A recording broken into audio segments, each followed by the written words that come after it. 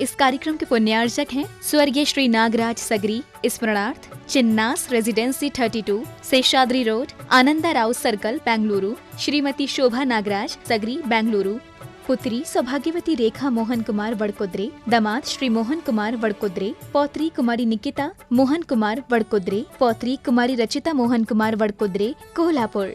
पुत्री सौभाग्यवती प्रतिभा सदन, दामाद श्री सदन कुमार, पौत्री अर्घ्या सदन, पौत्र आगम सदन, बेंगलुरु। पुत्री सौभाग्यवती सची देवी, दामाद श्री रवि कड़वी, पौत्र माहिन रवि कड़वी, पौत्री मनस्वी रवि कड़वी, बेंगलुरु। श्री आरपी जैन, श्रीमती ममता जैन।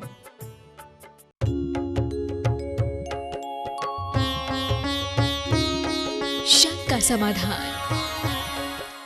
बोलिए पर्वराज पर्यूषण महापर्व की जय जय जय। बोलिए उत्तम मार्दव धर्म की जय जय जय। बोलिए संत शिरोमणि परम पूज्य स्वाराचार्य गुरुवर विद्यासागर जी महामुनिराज की जय जय जय। बोलिए गुणायतन प्रणेता, शंका समाधान प्रवर्तक, भावना योग प्रवर्तक, प्रखर वक्ता, परम पूज्य 108 मुनिवर श्री प्रमाण सागर जी मुनिराज की जय जय जय। बोलिए परम पूज्य 108 मुनिवर हर सागर जी महाराज की जय जय जय। प्रिय दर्शकों, पारस चैनल, जिनवाणी चैनल एवं प्रमाणिक ऐप के माध्यम से प्रसारित होने वाले आज के शंका समाधान के कार्यक्रम से जुड़े देश एवं विदेश के सभी श्रोताओं का, दर्शकों का, श्रद्धालुओं का धर्म प्रभावना समिति कटनी की ओर से हार्दिक हार्दिक अभिनंदन करता हूँ। मैं आपको लिए चलूँ शंका समाधान की ओर। इसके पूर्व रोज की तरह हम लोग पूज्य गुरुदेव के चरण कमलों में त्रिबार नमोस्तु निवेदित करते हुए उनके मंगल में आशीर्वाद से अपने आप को कृतार्थ करेंगे। तो चलिए हाथ जोड़िए, मस्तक झुकाइए और बोलिए मेरे साथ, नमोस्तु गुरुदेव, नमोस्तु गुरुदेव, नमोस्तु गुरुदेव। बोलिए मुनिवर श्री प्रमाण सागर जी महाराज की जय जय जय। पूज्य गुरुदेव, आपकी अनुमति से मैं अपने दर्शकों को लिए चलता हूं शंका समाधान की ओर। अच्छा, उसके पूर्व कुछ घोषणाएं हैं जो मैं करना चाहता हूं। श्री ताराचंद जी, मलूक चंद जी, श्रीमती दमयंती वेन, चौवटिया परिवार, भंडार निवासी, जिला Sirohi, Rajasthan. Sharp ply limited, sharp ply India private limited, Bangalore. ये श्वेतांबर मूर्ति पूजक समुदाय से संबद्ध हैं। कह रहे हैं बेंगलोर की तरफ से कटनी गौशाला में पशुओं के घास एवं चारे के लिए 2 लाख रुपए की संप्रेम भेंट हमें आपके साथ जुड़ने का अवसर मिला। इसके लिए हम ईश्वर के कृतज्ञ हैं। हम गुरुदेव का शंका समाधान प्रोग्राम जहाँ कहीं भी हो अचूक देखते हैं।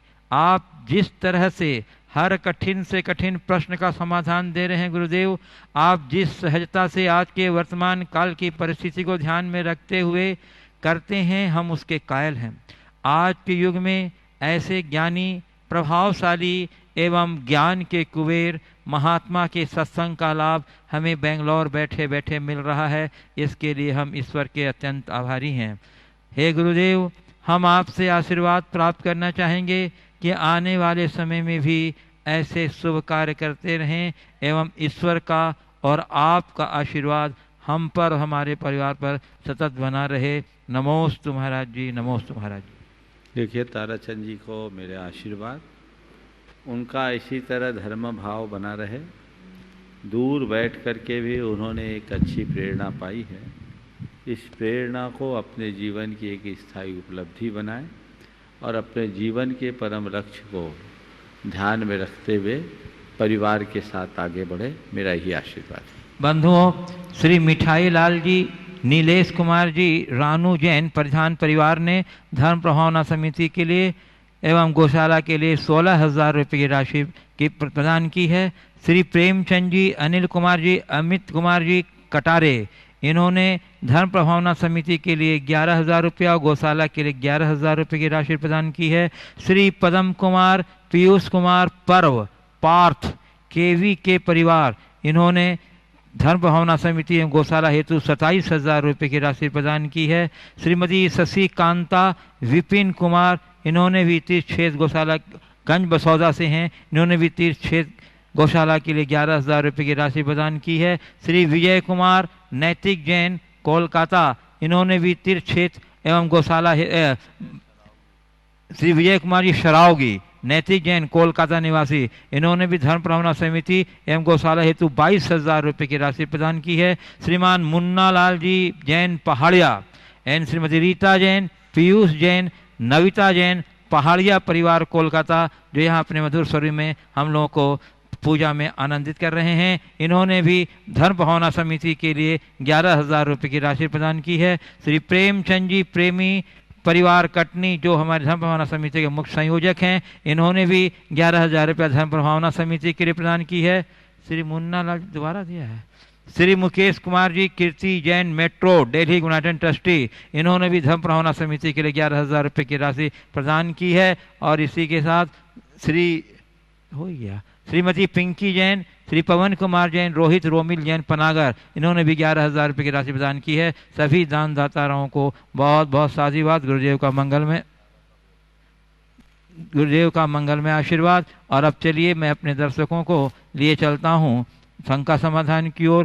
गुरुदेव गढ़ा कोटा जिला सागर मध्य प्रदेश से श्री प्रवीण सिंह ही कह रहे हैं, गुरुदेव हमें अपनी अंतरात्मा की आवाज़ को सुनना हमारे विकास में किस प्रकार सहायक हो सकता है, एवं यह आवाज़ सुनने की कला का विकास हम किस प्रकार से कर सकते हैं, हे गुरुदेव मार्गदर्शन कीजिए। अंतरात्मा की आवाज़ सुनना हमारे जीवन के विकास में किस प्रकार सहायक हो सकता है और उसे सुनने की क्या कला है। देखिए, अंतरात्मा की आवाज़ यानी अंतर मन की पुकार, प्रायः जब भी हम कोई गलत कार्य करते हैं, हमारे अंदर से एक पुकार उठती है कि ये मत करो, लेकिन हम लोग धीरे धीरे उसे प्रायः नकार देते हैं और धीरे धीरे हमारी वो आवाज़ दबने लगती है और वैसे अकृत्य हमारे संस्कार के हिस्से बन जाते हैं। यदि हमारे मन में कोई बात ऐसी आए, खासकर गलत कृत्यों के प्रति, किसे नहीं करना, और उसे हमने स्वीकार लिया और उसको स्वीकार करके ऐसे कृत्यों से अपने आप को विमुख कर लिया, तो ये हमारे जीवन के सुधार का एक बहुत बड़ा निमित्त बन सकता है। आप याद करो, आपके जीवन में आपने सबसे पहले जो भी बुरा कार्य किया हो, स्कूल में अपने साथी की पेन उठाई हो, जब पहली बार उसके पेन को चुराने के भाव से उठाया होगा, आपके मन ने आपको बार बार कहा होगा ये गलत काम है, ऐसा मत करो, गलत काम है, ऐसा मत करो, गलत काम है, ऐसा मत करो। लेकिन पेन के आकर्षण ने उस आवाज को दबाया। चलो उठा लेने दो ना, क्या दिक्कत है, कोई देख थोड़ी रहा है, हो जाएगा, थोड़ी पकड़ में आएगा। अंदर से मन कह रहा है गलत काम है, मत करो, पर दूसरा मन कह रहा है कोई देख थोड़ी रहा है, बहुत अच्छी चीज है, उठा लो, उठा लो। अंदर की आवाज को हमने अनसुना किया और पेन उठा लिया। पहली बार पेन उठाया, अंदर की आवाज भारी थी, लेकिन हमने उसे अनसुना किया, पेन आ गया। दूसरी बार घर से पैसे उठाने का मन हो गया, पैसा उठाते उठाते भी मन में लगा कि नहीं ये चीज ठीक नहीं है। अंदर से आवाज आ रही है ठीक नहीं है, मन कहता है कौन देख रहा है, उठा तो लो, मौज करने का अच्छा मौका है। आपने पैसे उठा लिए, अपने अंतर की आवाज़ को आपने अनसुना किया और बाहर की आकर्षण में मुग्ध हुए चीज़ों को उठाने लगे। एक पेन को उठाने वाला व्यक्ति आगे चलकर एक शातिर चोर और बदमाश भी बन सकता है। तो मेरा कहने का मतलब ये है कि गलत कार्यों के प्रति हमारा अंतर्मन जब कभी हमें रोके, हमें तत्क्षण उसकी पुकार सुननी चाहिए और उसके लिए संकल्पित हो जाना चाहिए। जिस काम के लिए मन गमारा नहीं कर रहा है वो करना ही नहीं। उसके लिए क्या करे? संकल्प।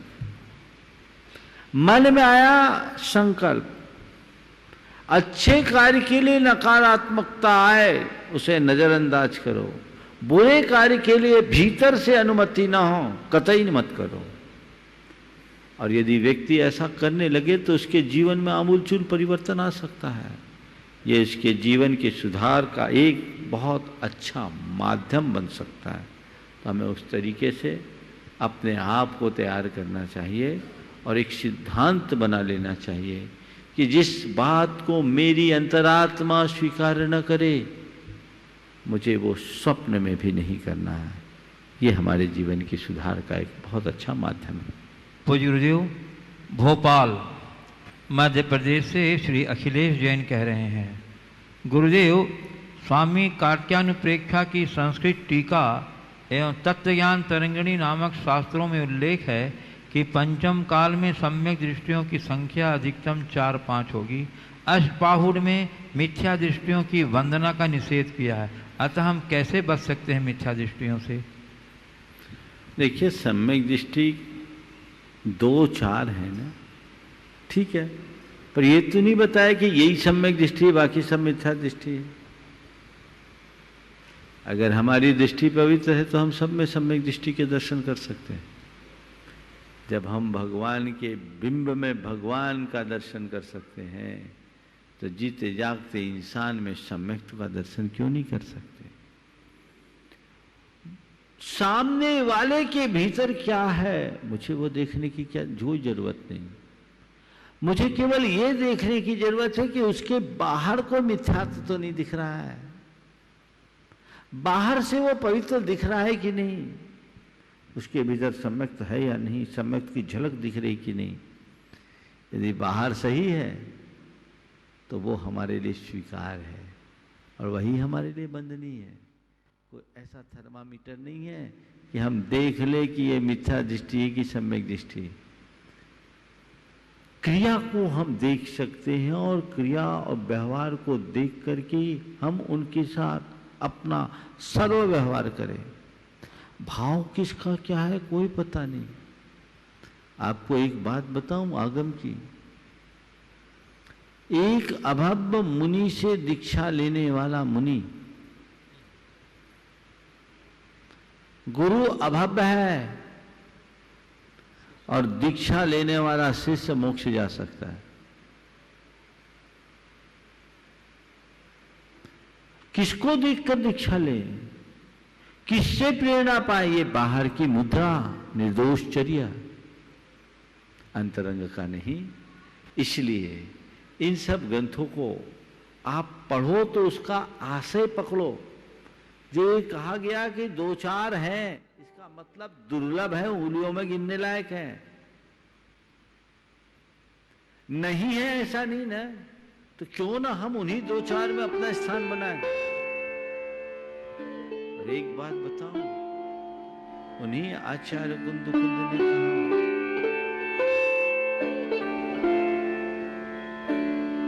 अमरान बंदियानम रूवम दठून शील सयानम जे गारवम करेंते जिन धब्ब विवज्जिया होती। देवों के द्वारा बंदनी शील सहित महामुनियों के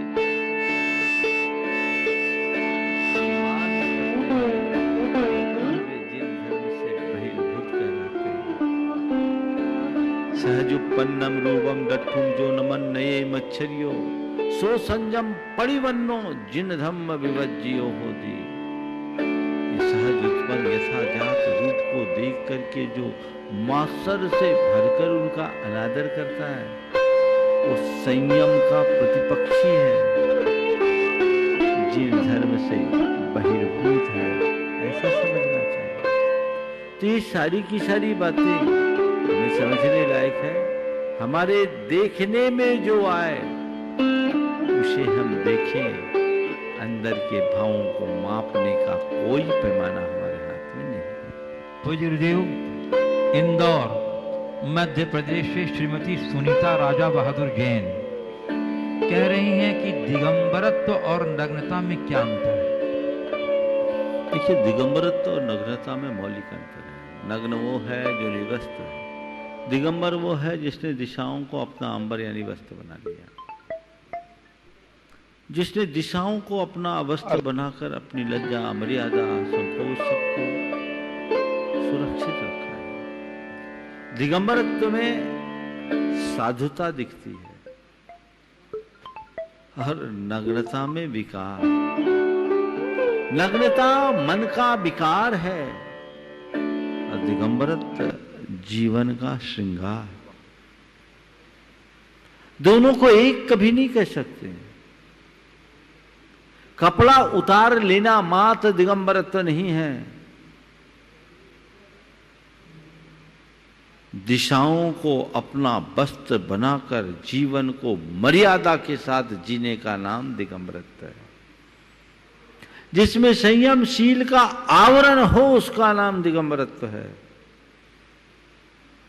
इसलिए दोनों को एक कभी मत समझना। पूज्य गुरुदेव, कोची केरला से अजय लूनावत कह रहे हैं, गुरुदेव हम लोगों को ज़्यादातर समझाने की कोशिश करते हैं पर उन्हें समझने की कोशिश नहीं। क्या ये उचित है? हमें क्या करना चाहिए कि हम लोगों को समझें इसके पहले कि उन्हें समझाने की सोचें? समझाने की कोशिशें ज़्यादा होती है, समझने की कोशिश कम।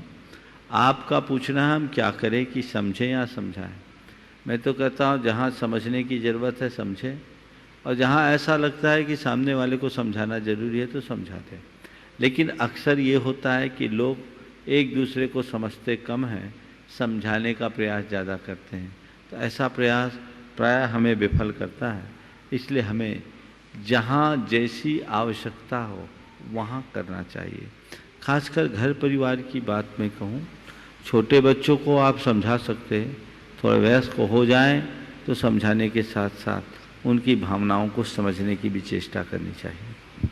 पूज्य गुरुदेव, भोपाल मध्य प्रदेश से श्रीमती अनीता जैन कह रही हैं, गुरुजी मेरी जिज्ञासा यह है कि अकड़ शब्द में कोई मात्रा नहीं है पर यह अलग अलग मात्रा में हर शब्द में मौजूद रहता है। क्या बात है। तो हमें ऐसा क्या करना चाहिए कि हम अपनी अकड़ की मात्रा कम कर सकें? अकड़ में कोई मात्रा नहीं है, लेकिन अलग अलग स्वरूप में हर मात्रा में हर किसी के अंदर है। हमें ऐसा क्या करना चाहिए कि हमारी अकड़ की मात्रा कम हो जाए। कुछ नहीं करो, अकड़े हुए मुर्दे को देख लो। क्या बोल रहा हूं? मुर्दे को देखो, मुर्दा कैसा होता है? अकड़ा हुआ होता है ना। बस जिस दिन मुर्दे को देख लोगे तुम्हारी सारी अकड़ निकल जाएगी, एक दिन खत्म हो जाएगा। ये तो जीवन का सत्य है। किसी की ये पंक्ति बहुत सार्थक है, अकड़ खास मुर्दे की पहचान है। अकड़ खास मुर्दे की पहचान है, झुकता वही है कि जिसमें जान है। हम एक मुर्दे को देखें और समझ ले सारी अकड़ खत्म हो जाएगी। कब तक है? जो व्यक्ति खूब अकड़ कर चलता था, जब श्वास निकलती है, प्राण निकलते हैं तो सब अकड़ धरी रह जाती, खाक में बदल जाता है। जीवन के इस सत्य को सामने रखकर चलने वाले मनुष्य के हृदय में कभी अकड़ पनप नहीं सकती। पूज्य गुरुदेव, गोपालगंज सागर से श्री राजेश जैन आरआई कह रहे हैं, गुरुदेव चाणक्य शब्दों में बैलगाड़ी से 5 हाथ, बैलगाड़ी से 5 हाथ, हाँ, घोड़े से 10 हाथ, हाथी से 100 हाथ और दुष्ट दुराचारी से इन सभी से ज़्यादा अधिक दूरी बनाए रखना चाहिए। इसके लिए यदि वह क्षेत्र भी छोड़ना पड़े तो तत्काल छोड़ देना चाहिए। तो गुरुदेव, आज की परिस्थितियों में इसका क्या पैमाना होना चाहिए? बिल्कुल ये नीति के वचन है और बिल्कुल सही है। बैलगाड़ी से 5 हाथ, घोड़ा गाड़ी से 10 हाथ, हाथी से 100 हाथ। क्यों? क्योंकि ये तीनों प्राणी हमें उतनी ही क्षेत्र में नुकसान पहुंचा सकते हैं। बैल को ज़्यादा समय लगता है, घोड़े को और कम, और हाथी अगर अपने पे आ जाए तो कुछ भी कर सकता है। तो उससे बचाव के लिए इतनी दूरी रखे, और दुष्टों से इससे भी ज़्यादा दूर, यदि ज़रूरत पड़े तो क्षेत्र भी बदल ले। बिल्कुल, जहाँ रहने से हमारी प्रगति रुकती हो, जहाँ रहने से हमारे जीवन में अशांति और उद्वेग बढ़ता हो, ऐसे स्थान को छोड़ देने में ही हमारी खैरियत है। पूज्य गुरुदेव, कटनी मध्य प्रदेश से संचित जैन कह रहे हैं, महाराज जी मेरी जिज्ञासा यह है कि पर्वराज पर्यूषण में पर्यूषण शब्द का क्या अर्थ है और इसे पर्व क्यों कहा जाता है? कृपया समाधान। पर्यूषण का मतलब क्या? परि आसमंतात उष्णंति दह्यन्ते ज्ञानावर्णादि कर्माणि यस्मिन् पर्वणि तत्पर्यूषणम। जिसमें सब प्रकार से हमारे कर्म जलते हैं उसका नाम पर्यूषण है। इसे दूसरे शब्दों में कहें, जिससे हमारे मन का प्रदूषण मिटता हो उसका नाम पर्यूषण है। अथवा जिसमें पुण्य का पोषण हो और पाप का शोषण हो उसका नाम पर्यूषण है। ये अधर्म से धर्म की यात्रा है। आपने कहा इसे पर्व के रूप में क्यों मनाते हैं? पर्व का मतलब होता है संधि, पर्व का मतलब होता है जोड़। ऐसी तिथि जिसमें हमारी संस्कृति की कुछ विशेष बात जुड़ जाए तो वो पर्व ही है। ये हमारे लिए इसलिए पर्व नहीं महापर्व है क्योंकि इसका संबंध युगारंभ से है। नई सृष्टि का नए तरीके से आविर्भाव हुआ तो हमने इसका स्वागत धर्म के साथ किया और वो हमारे जीवन का सबसे बड़ा पर्व बन गया। पर्व नहीं महापर्व, पर्वाधिराज बन गया। पूज्य गुरुदेव, दमोह मध्य प्रदेश से प्रोफेसर डॉक्टर भागचंद भागेंदु, निर्देशक संस्कृत प्राकृत तथा जैन अनुसंधान केंद्र, भूतपूर्व सचिव मध्य प्रदेश शासन संस्कृत अकादमी भोपाल। इनका कहना है गुरुदेव कि जैन धर्म की प्रमुख भाषा प्राकृत भाषा है। इस भाषा का समृद्ध इतिहास रहा है। देश काल के अनुसार इसके मागधी, अर्धमागधी, सौर सैनी आदि कई रूपांतरण हुए हैं। भारत के विश्वविद्यालयों में प्राकृत भाषा के शिक्षण हेतु विभागों का गठन कर विद्वानों की नियुक्ति भी की गई, जिससे कई वर्षों तक प्राकृतिक भाषा का शिक्षण सुचारू रूप से चलता रहा। परंतु एक पीढ़ी के विद्वानों के सेवानिवृत्त होने पर नई नियुक्तियां नहीं होने से ये विभाग खाली पड़े हैं, जिससे प्राकृत भाषा का शिक्षण विश्वविद्यालयों में अवरुद्ध हो गया है। गुरुदेव कृपया प्राकृत भाषा के महत्व पर प्रकाश डालते हुए मार्गदर्शन करें कि समाज को किस प्रकार प्रयास करना चाहिए ताकि सभी विश्वविद्यालयों में प्राकृत भाषा का शिक्षण पुनः चालू हो। देखिए, प्राकृत हमारी पहचान है। हमारे तीर्थंकर भगवंतों का भी जो उपदेश हुआ वो अर्धमागधी प्राकृत में हुआ। सर्वार्ध मागधी भाषा, आदि मागधी, आदि सर्वभाषाओं। हमारा मूल मंत्र नमोकार प्राकृत में है। जिनका मूल मंत्र ही प्राकृत में है तो हम समझ लें कि हमारा प्राकृत से कितना गहरा संबंध है। हमारे सभी प्रधान ग्रंथ प्राकृत में लिखे हैं। जिसे सबसे पहले लिपिबद्ध किया गया ऐसा सठखंडागम प्राकृत में। कसाय पाहुड़ जो मूलभूत सिद्धांत ग्रंथ है वो प्राकृत में है। आचार्य कुंद जिन्होंने संपूर्ण अध्यात्म का प्रवर्तन किया, जिनके अभाव में आज हमारे पास कोई तत्व ही नहीं बचता, उनके सभी ग्रंथ प्राकृत में है। तो प्राकृत में तो हमारी संस्कृति का प्रवाह है। हमें प्राकृत को पूरी तरह से समझना होगा। समझना ही नहीं, आत्मसात करके उसे आगे बढ़ाना चाहिए। आपने बिल्कुल ठीक कहा है कि एक समय तक जागरूकता थी और उस पीढ़ी के विद्वानों के रिटायरमेंट के बाद नए विद्वानों की नियुक्ति न होने से प्रायः विश्वविद्यालयों में प्राकृत के स्थान खाली पड़े हैं। और उसके दूसरे कारण और भी है। प्राकृत जैन दर्शन से अध्ययन करने वालों की संख्या भी दिनों दिन कम होते जा रही है। जिन स्थानों में है वहाँ विद्यार्थी नहीं है, तो ऐसा लगता है कहीं ऐसा ना हो कि वो भी बंद हो जाए। इसलिए एक सुझाव मैं दूंगा, लोग प्राकृत को पढ़े, प्राकृत को पढ़े, जैनोलॉजी को पढ़े, जैन दर्शन से एमए करे, प्राकृत से एमए करें। इससे घर बैठे आपका स्वाध्याय भी होगा और आप अपनी संस्कृति को आगे बढ़ा सकेंगे। आज अर्थकरी विद्या होने के कारण लोगों का इस तरफ रुझान नहीं है, क्योंकि ऐसा लगता है कि पढ़ लिख जाने के बाद इससे हमारा कैरियर का क्या होगा, जीविका की कोई साधन नहीं मिल पा रहे हैं। आजकल लोगों के लिए पढ़ाई के पीछे सबसे पहला दृष्टिकोण होता है अच्छा पैकेज किस में मिले, सुनिश्चित नौकरी किस से मिले। तो मैं आप सबसे कहना चाहता हूँ फिर भी आपको प्राकृत पढ़ना चाहिए। मैं महिलाओं से खास कर कहना चाहता हूँ, विभिन्न विश्वविद्यालयों में पत्राचार से भी प्राकृत और आपके जैन दर्शन की पढ़ाई कराई जाती है। आप उन सब से संबद्ध होइए और विश्वविद्यालयों से जुड़ करके प्राकृत का अध्ययन करें। प्राकृत एक समय था जब जन जन की भाषा थी और हमारे आचार्यों ने जन भाषा को ही अपनी अभिव्यक्ति का साधन बनाया। तो जो जन भाषा थी, प्राकृत से संस्कृत आ गया और आज संस्कृत से हिंदी और हिंदी भी आप अपनी सबसे दयनीय दशा दौर से गुजर रही है।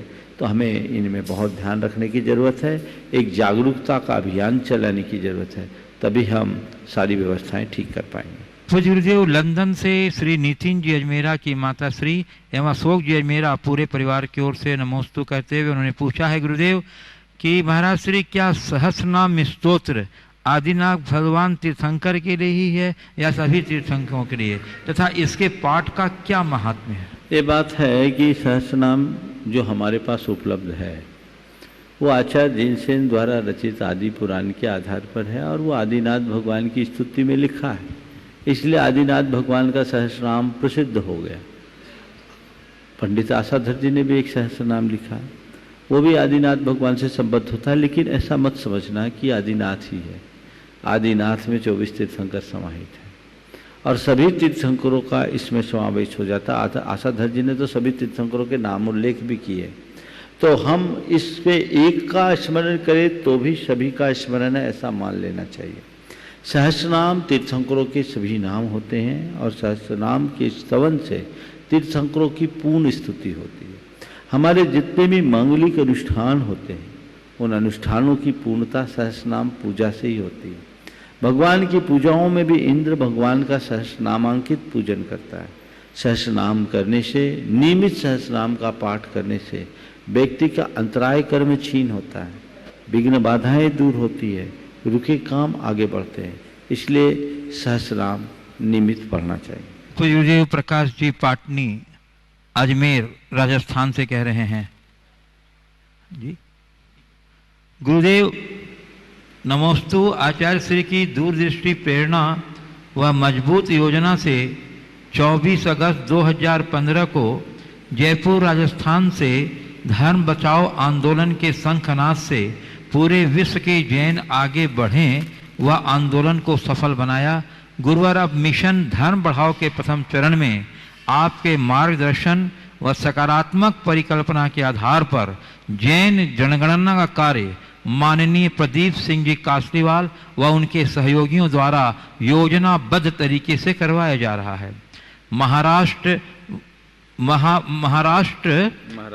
महाराज जी वर्ष 2021 में होने वाली सरकारी जनगणना में श्रावकों के साथ साथ साधु वर्ग की महती भूमिका पर प्रकाश डालें, जिससे जैन धर्म युगों युगों तक स्थायी व सुरक्षित रह सके। दूसरा गुरुदेव, मेरी जिज्ञासा आपके प्रवचन से है कि यदि ज्ञानी व्यक्ति में मैं अहंकार का होना अज्ञानता है और लोग उन्हें ज्ञानी समझकर उनके अहंकार को और पोषित करते हैं, तो क्या यह भी अज्ञानता है? गुरुवर, दोनों पक्षों की अज्ञानता का परिणाम समाज को किस दिशा में ले जाएगा, कृपया समाधान करें। आपके आशीर्वाद हेतु प्रकाश पाटनी अजमेर। देखिए, बिल्कुल सही बात है। आज 24 अगस्त हम सबके लिए ऐतिहासिक दिन। जयपुर में मुझे तो उम्मीद भी नहीं थी कि ऐसा कुछ होना है, पर गुरुदेव के ज्ञान में पता नहीं क्या संयोग था, उन्होंने हम लोगों को जयपुर भेजा और जयपुर में जो प्रसंग घटा, जयपुर उच्च न्यायालय के द्वारा धर्म बचाओ अभियान छिड़ गया, धर्म बचाओ आंदोलन छिड़ा और पूरे देश नहीं बल्कि पूरे विश्व के सभी समुदायों के लोगों ने जिस तत्परता से अपने आप को इस आंदोलन से जोड़ा, उसका परिणाम हम सबके सामने है। जयपुर से जो धर्म बचाओ आंदोलन के कार्यकर्तागण थे, राजेंद्र गोधा के नेतृत्व में बहुत तत्परता से इस कार्य को किया और इस मंच से जो कुछ कहा गया सब ने उसे फॉलो किया। ये एक बड़ा शुभ लक्षण है और इस बात का प्रमाण है कि यदि किसी बड़े उद्देश्य के लिए कोई सच्चा आह्वान किया जाए तो पूरी समाज उसका अनुकरण करने के लिए तैयार है और जब जब समाज ने अनुकरण किया है उसके बहुत अच्छे परिणाम निकले। पिछले वर्ष हमने इसी संदर्भ में एक बात कही थी कि धर्म बचाओ नहीं, अब धर्म बढ़ाओ की बात होनी चाहिए और अभी हमें धर्मियों को बढ़ाने की ज़रूरत है क्योंकि हमारी संख्या अब बहुत सीमित होते जा रही है। हमारी कुल संख्या 44.46 लाख हो गई है, बहुत थोड़े से हैं, हम उंगलियों में गिनने लायक। और यदि यही स्थिति रही तो आने वाले दिनों में हमारी स्थिति और कम हो जाएगी क्योंकि हमारी TFR टोटल फर्टिलिटी रेट के हिसाब से रेशियो बहुत कम है, फर्टिलिटी रेशियो कम है। इस संदर्भ में बहुत सारी चर्चाएं पहले हुई और हमने जैन जनगणना जागरूकता अभियान की शुरुआत की थी, बहुत सारे लोगों ने उसमें भागीदारी की। प्रारंभ में ये सोच बनी थी कि जैन समाज के स्तर पर इसकी जनगणना कराई जाए, लेकिन बाद में विशेषज्ञों से राय लेने के बाद सबकी यही सम्मति बनी कि हम सामाजिक स्तर पर कितनी भी जनगणना क्यों न कर लें, सरकार इसे मान्यता नहीं देगी। हमें सरकारी स्तर पर जनगणना को ध्यान में रखना होगा और तब इसका नामकरण परिवर्तित करके जैन जनगणना जागरूकता अभियान दिया।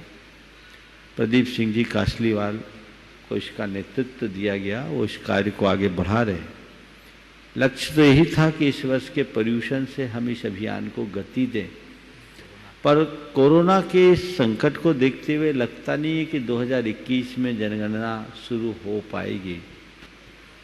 और जब भी जनगणना शुरू हो हमें समाज में एक बड़ी जागरूकता उत्पन्न करनी है, एक ऐसी लहर की हर कोई जनगणना में हिस्सेदार बने। वक्त पर फिर आपको जगाएंगे क्योंकि अभी से बोलने से उसका कोई औचित्य नहीं, हालांकि विभिन्न माध्यमों से वो निरंतर इसका प्रचार प्रसार कर रहे हैं, पर हमने सोचा है कि 3 महीने का समय बहुत होता है।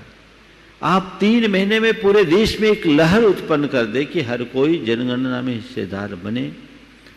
और केवल नाम जैन लिखने से काम नहीं होगा, आप जैन लिखो न लिखो, जनगणना से उसका कोई संबंध नहीं है। धर्म के कॉलम 6 में आपको अपना नाम डालना है, वहाँ चिन्ह बनाए। कॉलम संख्या 6 में अगर आपका नाम होगा तो आप जैन गिने जाएंगे। तो इसे आप सबको ध्यान रखना है और ये भी बड़ा चुनौतीपूर्ण है। हो सकता है कि एक साथ बहुत सारे लोग जैन लिख दें और जनसंख्या बहुत ज़्यादा दिखने लगे तो शायद सरकार उस पर भी कैंची चला दे। लेकिन हमें हार नहीं माननी है, इस अभियान का हमें हिस्सा बनना है और ज़रूरत पड़ने पर आगे बढ़कर आगे सब काम करना है। हमारी एक ही भावना है कि समाज की वास्तविक जनगणना का हमें पता लगे और इसके साथ साथ समाज का एक आंतरिक सर्वे हो जिसमें जो भी समाज के कमज़ोर लोग हैं उनको संरक्षण दिया जा सके, क्योंकि धर्मी बचेगा तभी धर्म बचेगा। फिर कभी इस संदर्भ में आप सबसे चर्चा करेंगे, क्योंकि जब समय हो तभी चर्चा करने का परिणाम है। जो सवाल किया है कि ज्ञानी जन अगर अपने अहम को प्रकट करे और यह उनकी अज्ञानता है, तो उसे पुष्ट करने वाले लोगों की अज्ञानता नहीं है क्या? निश्चित वो भी अज्ञानता है। अज्ञानी को अज्ञानी ही राह दिखाते हैं, क्या करेंगे? अंधों को अंधे ही राह दिखाएंगे तो कोई उपाय नहीं है। दोनों की दशा एक ही से है। अंधेर नगरी चौपट राजा, टकेसर भाजी तो टकेसर खाजा, इससे कुछ हासिल होने वाला नहीं। जी, मैं उदयदेव आपकी अनुमति से यहाँ कुछ उपस्थित जिज्ञासुओं को आमंत्रित करना चाह रहा हूँ। प्रथम क्रम में कुमार कुणाल जैन, सुपुत्र मुकेश कीर्ति, मेट्रो गुणायतन ट्रस्टी दिल्ली, और उसके बाद तैयार रहेंगी अंजू जैन, गुरुग्राम हरियाणा गुणायतन ट्रस्टी। नमोस्तु गुरुदेव। नमोस्तु गुरुदेव। गुरुदेव, जैसे ही हम अपने आप को किसी आइडेंटिटी से जोड़ते हैं, हम अपनी सोच उसी तरफ स्ट्रीमलाइन कर देते हैं। अगर मैं भारतीय हूँ तो मैं भारत के हित में सोचूंगा, अगर मैं इंजीनियर हूँ तो इंजीनियर के जैसे सोचूंगा, अगर इंसान हूँ तो इंसान के हित में, और अगर आत्मा हूँ तो अजर अमर जैसे, अगर भगवान हूँ तो सिद्ध जैसे। आज के काल में हमने अपनी आइडेंटिटी धर्म जात पात से जोड़ ली है। हमारी असली आइडेंटिटी तो शुद्ध शांत शक्तिशाली आत्मा की है। पर गुरुदेव, बचपन में ही हमें हमारी आइडेंटिटी दे दी जाती है हमारे नामों के स्वरूप में, और हम उसी आइडेंटिटी को लेकर जिंदगी भर जस्टिफाई करते रहते हैं, और हम अपना विकास सिर्फ अपनी आइडेंटिटी के घेरे में रहकर ही करते हैं। गुरुवर, इससे जुड़े मेरे 3 प्रश्न हैं। पहला, क्या बचपन में ही किसी बच्चे को आइडेंटिटी देना सही है? क्या उसको बचपन से ही आत्मा की आइडेंटिटी नहीं देनी चाहिए? दूसरा, नाम बड़ा या मान? तीसरा, इंसान बड़ा या पहचान? वाह, बहुत अच्छी बात आपने कही, और आपके प्रश्न में पूरी तरह दार्शनिकता की झलक है। निश्चित जिस तरह की आइडेंटिटी हमें दे दी जाती है, वो हमें कूप मंडूक बना देता है, और व्यक्ति उसी घेरे में जीता है। यथार्थ देखा जाए तो यही हमारी अहंकार की परिणति है। आपने पूछा है कि क्या बचपन से ही व्यक्ति को उसकी वास्तविक आइडेंटिटी का बोध नहीं कराना चाहिए? कराना ही चाहिए। माँ बाप को चाहिए कि बच्चे को बचपन से ही सिखाए कि तो शुद्ध आत्मा है। और हमारे यहाँ तो ऐसे भी इतिहास मिलते हैं। आचार्य कुंद की माँ ने अपने बेटे को लोरियों में सुनाया था, शुद्धोसी बुद्धोसी निरंजनोसी संसार माया विनर्गतोसी। तो शुद्ध बुद्ध निरंजन आत्मा है, संसार की माया से निकल गया है। ये बोध जिस माँ ने अपने बच्चे को लोरी में दिया, वो बच्चा अगर अध्यात्म का प्रवर्तक बन जाए तो क्या आश्चर्य। लेकिन विडंबना ये है कि सब मोह जाल में फंसे हैं, तो मोह जाल में फंसे होने के कारण सब चीज़ों को उसी एंगल से देखते हैं। तो पहली बात, यथार्थ में हमें प्रारंभ से ही ये बोध देने का प्रयास करना चाहिए, गर्भ से ही ये बात होनी चाहिए। दूसरी बात, नाम बड़ा या मान? देखिए, नाम बड़ा और दर्शन छोटा तो कोई काम का नहीं है। हम न नाम को बड़ा कहेंगे, न मान को बड़ा कहेंगे, ज्ञान बड़ा है। और इंसान बड़ा या पहचान? सच्चे अर्थों में हमारी आपने जिस पहचान को बाहरी बना रखी है, वो पहचान व्यर्थ है, उसकी तुलना में इंसान। गुणायतन ट्रस्टी अंजू जैन, गुरुग्राम हरियाणा। हमारे जीवन में कुछ ऐसे अपरिचित लोग आते हैं जिनसे हमारा संपर्क 1-2 दिन या कुछ क्षणों का होता है, जैसे कुछ सर्विस की डिलीवरी हो या किसी प्रोडक्ट को खरीदते समय, और हम उस समय यदि कोई धोखाधड़ी होती है या फिर गैर जिम्मेदारी होती है, तो हम ये मन में तो ये विचार आता है कि उस पर गुस्सा करने से कोई फ़ायदा नहीं, उसमें जो कर्म बंधेंगे उसका नुकसान ज़्यादा है। लेकिन दूसरा विचार ये आता है कि यदि हमने अभी विरोध नहीं किया तो ये किसी और के साथ भी करेगा, और हम कृत्रिम गुस्सा करते हैं। पर गुरुदेव, उससे हम कभी अपने गुस्से का चैनल वो तो चला जाता है, कभी उससे हम क्षमा नहीं मांग पाते हैं, तो वो वाला बेर कैसे ख़त्म करें? बहुत अच्छा सवाल। देखिए, कोई अनजान व्यक्ति के साथ जब कभी भी ऐसी बात हो तो इसे सहज भाव से स्वीकारना चाहिए। अनुभव की कमी, अपरिचय के कारण हमारे साथ ऐसा हुआ, तो सबसे अच्छा इससे बचने की एक भावना है। मैंने भी कभी उसके साथ ऐसा किया होगा, शायद हिसाब चुकता हो गया, कर्म का उदय था, नज़रअंदाज कर लो, मन में कोई गांठ ही नहीं बंधेगी तो क्षमा मांगने की कोई बात नहीं। लेकिन यदि उसके बाद भी मन में गांठ बंधती है और लगता है कि हमारे साथ धोखा हुआ, चीट हुआ, तो बाद में इसी भावना को और दिल करके, भाई जो होना था सो हो गया, आगे हम ध्यान रखेंगे, चलो हमारा कर्ज उतरा, ये सोच बनेगी तभी गांठ खुलेगी और हमने उसे क्षमा किया, क्योंकि उसने अपराध किया, हमने नहीं किया। तो हमें क्षमा मांगना नहीं, क्षमा करना है, और क्षमा करने के लिए सामने वाले की उपस्थिति की कोई जरूरत नहीं है, उसको हमें अपनी स्मृति से हटा देना ही क्षमा। बंधुओं, गुरुदेव द्वारा प्रवर्तित भावना योग का प्रतिनिधि गीत मंगल भावना आज काफी लोकप्रिय हो गया है और पूरे देश में कई लोगों ने अपने अपने तरीके से उसे सुर और साज दिया है।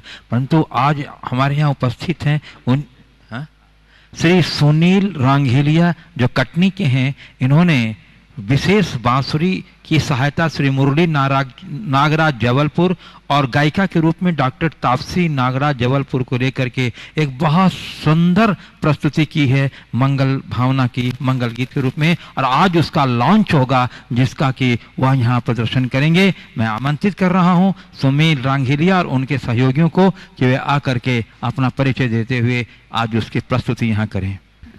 गुरुवर को प्रणाम करती हूँ।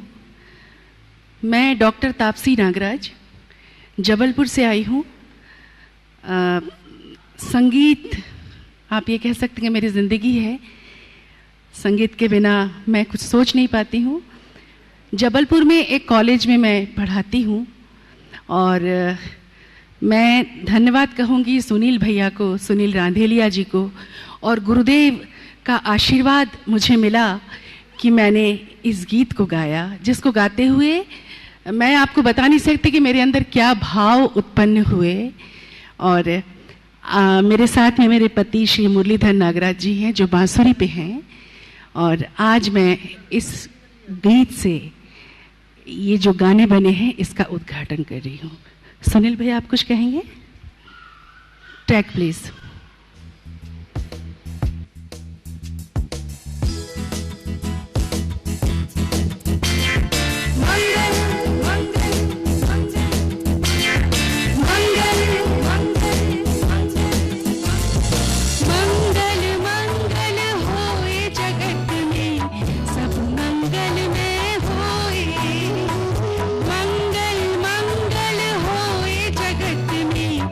मंगल में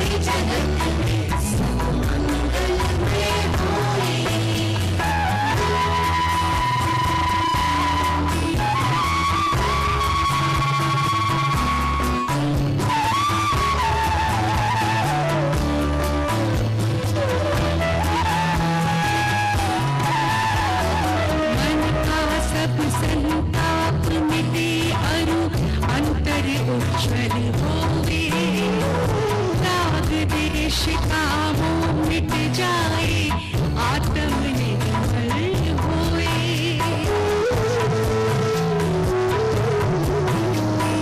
प्रभु का मंगल गान करे सब, पापों का क्षय होए। इस जग के हर प्राणी का हर दिन मंगलमय होए। मंगल मंगल होए जगत में, मंगलमय होए।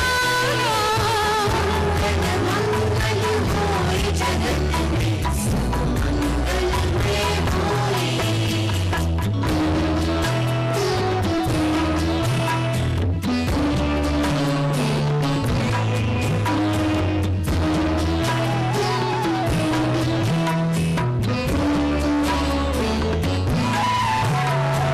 गुरु हो मंगल, प्रभु हो मंगल, धर्म सुमंगल होए। मात पिता का जीवन मंगल, परिजन मंगल होए।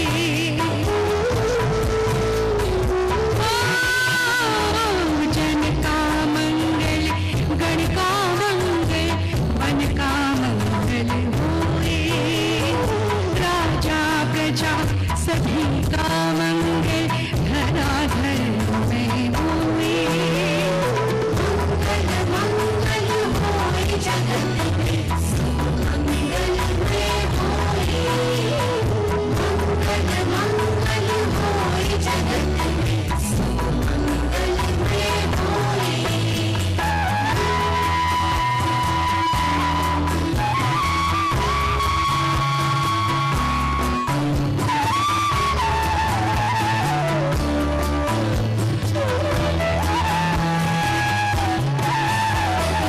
मंगल में हो प्रात हमारा, रात सुमंगल होए।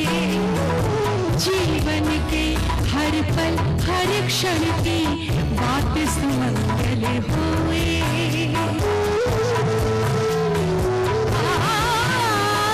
घर घर में मंगल छा जाए, जन जन मंगल होए। इस धरती का कण कण पावन और मंगलमय होए। मंगल मंगल होए जगत में, सब मंगलमय होए।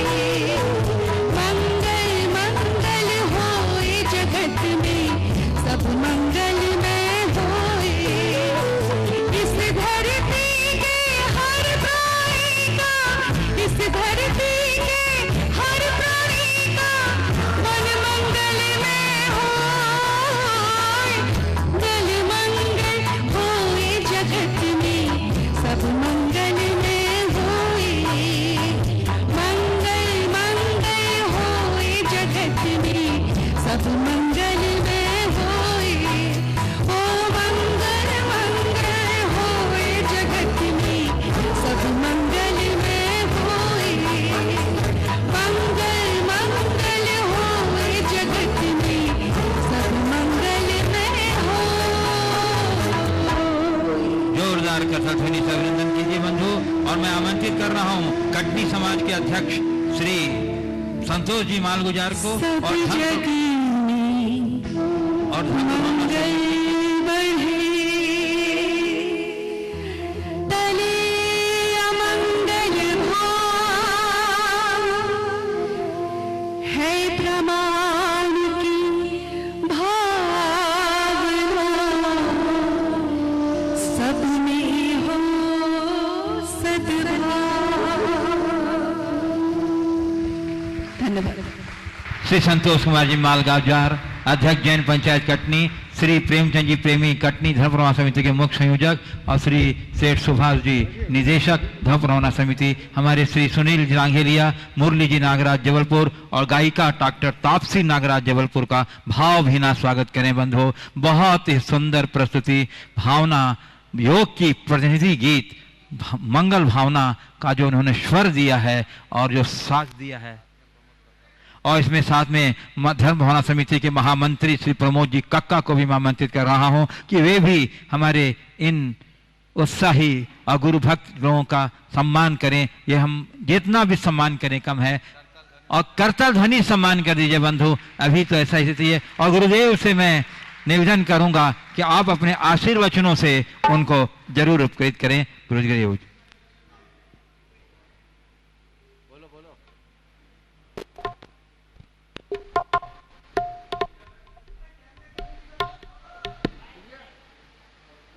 अरे भैया हेलो, मैं शकल दिगंबर जैन समाज की ओर से, धर्म प्रभावना समिति की ओर से और पंचायत समिति की ओर से भाई सुनील जी के साथ साथ हमारे बीच में जबलपुर से पधारी हुई प्रोफेसर डॉक्टर तापसी नागराज और मुरलीधर नागराज जी, दोनों का मैं हृदय से आभार व्यक्त करता हूं। सुनील भैया तो पुराने संगीतकार हैं, गायक हैं महाराज जी। पूरे मंच पे इनकी छवि अलग ही रहती थी। शेर बूढ़ा हो जाए लेकिन शेर तो शेर ही कहेगा। आज उन्होंने जो प्रस्तुति दी उनके प्रति हृदय से पूरी समाज आभार व्यक्त करती है। बहुत सुंदर प्रस्तुति आपने दी और संगीत को उसकी मौलिकता के साथ बांधा है। बहुत अच्छा है आपका ये प्रयास, सबके मंगल भावना की वृद्धि का कारण होगा। मैं अच्छा, आप लोग को कोई जिज्ञासा हो तो आप जिज्ञासा भी प्रस्तुत कर सकते हैं।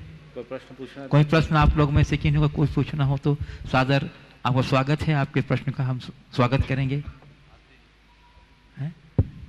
हाँ, श्री नागराज जी, श्री मुरली नागराज जी शायद कुछ प्रश्न रख रहे हैं अपनी भावना।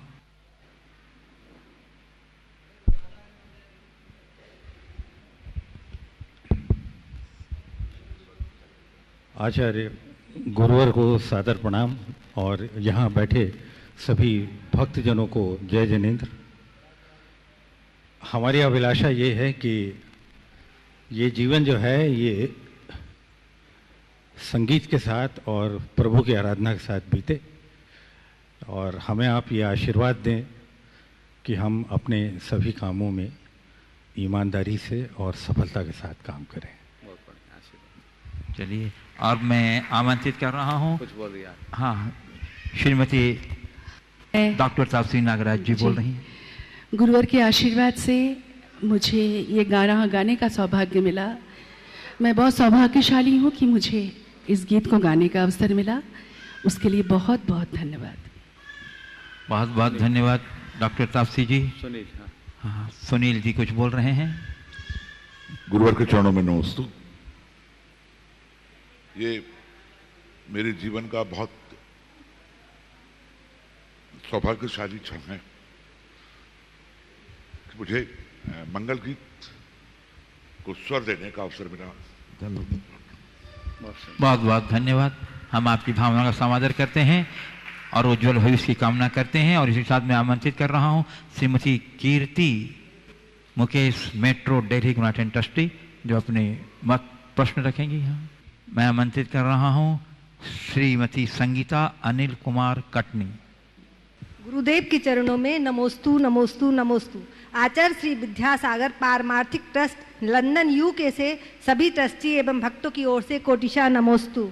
महाराज जी, क्या किसी स्थान पर अस्थायी रूप से श्री जी विराजमान करें, बाद में दूसरा बड़ा स्थान लेकर बड़ा मंदिर बनाएं, तो क्या वह पुराना स्थान बेच सकते हैं जिसमें श्री जी विराजमान किए थे? देखो, अगर आपने कोई स्थायी मंदिर बनाया है तो उस मंदिर को हमें स्थायी रखना चाहिए। लेकिन यदि तात्कालिक काम चलाने की भावना से कोई अस्थायी मंदिर बनाया हो और ये संकल्प के साथ कि जब हमें अपने अनुकूल भूखंड मिलेगा हम विशाल मंदिर बनाएंगे, तो इसे स्थानांतरित करने में कोई दोष नहीं। कई जगह ऐसा हुआ, एक स्थान पर लोग मंदिर बनाना चाह रहे थे, पैसे उनके पास रखे थे, लेकिन जैसा प्लाट वो चाह रहे थे वैसा प्लाट मिल नहीं रहा था। जो प्लाट मिला था वो मंदिर के लायक नहीं था, जैसा वो मंदिर चाहते थे वैसा नहीं था। मुझसे कहा, हमने कहा एक काम करो, अभी तुम लोग काम चलाने के लिए एक टीन शेड बना के छोटा सा मंदिर बनाओ, कम से कम दर्शन तो होंगे, और इस संकल्प के साथ बनाओ कि जब हमारे लिए अच्छी जगह मिल जाएगी तो हम इसे स्थानांतरित कर देंगे। लोगों ने कर लिया। अब भगवान विराजमान करने के बाद कुछ ऐसा चमत्कार हुआ कि जो सौदा उनका पट नहीं रहा था उसका ऑफर आने लगा, और बहुत जल्दी उसको वो लोग करने वाले हैं। तो ये चीज़ें ऐसी बनती हैं, हमारे संकल्प के साथ है। हमने अस्थायी रूप से किया, जैसे कहीं पूजा विधान करते हैं तो 10-15 दिन के लिए हमारा अनुष्ठान होता है, उस पंडाल में हम श्री जी को विराजमान करते, एक अस्थायी मंदिर बन जाता है, बाद में उसको हटाते हैं ना। तो इसी तरीके से धार्मिक कार्यों में अगर इस तरह का संकल्प लिया जाए, हमने अस्थायी मंदिर बनाए, चैत्यालय है केवल दर्शन पूजन की भावना से, तब तक के लिए जब तक कि हमें मंदिर के अनुकूल स्थान न मिले। तो आप ऐसा करते हैं तो उसका कोई दोष नहीं है, उस भूखंड का आप विस्तारीकरण कर रहे हैं। सारा कार्य अपने संकल्पों के साथ जुड़ा हुआ है, हम जिस तरह के संकल्प में जीते हैं वैसा सारा कार्य होता है। इस प्रकार आज के इस सत्र को परम पूज्य गुरुदेव के चरणों में नमन अर्पित करते हुए यहीं पर विराम। बोलिए परम पूज्य आचार्य गुरुवर श्री विद्यासागर जी महाराज की। बोलिए परम पूज्य 108 मुनिवर श्री प्रमाण सागर जी महाराज की।